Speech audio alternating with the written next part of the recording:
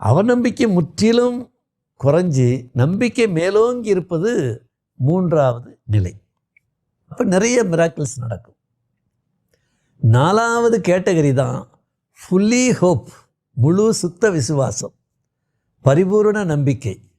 அதான் பெரிய மாணிக்க வாசகராக இருக்கலாம், வள்ளல் பெருமானாக இருக்கலாம், இன்னும் 4 பெருமக்களாக இருக்கலாம். எல்லாருக்கும் முழு நம்பிக்கை சுத்த விசுவாசம் கொண்டவர்கள் தான் பெரிய முனிவர்களாக, ரிஷிகளாக, சித்தர்களாக மாறினவங்க. இந்த பக்கம் அந்த பக்கம் திரும்பவே மாட்டாங்க. அப்போ அவங்க வாழ்க்கையில் எல்லாமே சித்துகள் நடக்க ஆரம்பிச்சிருச்சு. இதுதான் 4வது கேட்டகரி. இப்போ எந்த கேட்டகரியில் இருக்கோன்றதை தெளிவு பண்ணிக்கிட்டு இந்த 4வது கேட்டகரிக்கு நம்ம மாறணும். சுத்த விசுவாசம், முழு நம்பிக்கை, என்ன நடந்தாலும் இறைவன் நமக்கு நல்லதுக்கு தான் செய்வார் அப்படி என்று எந்நேரம் உச்சியில் கவனம்.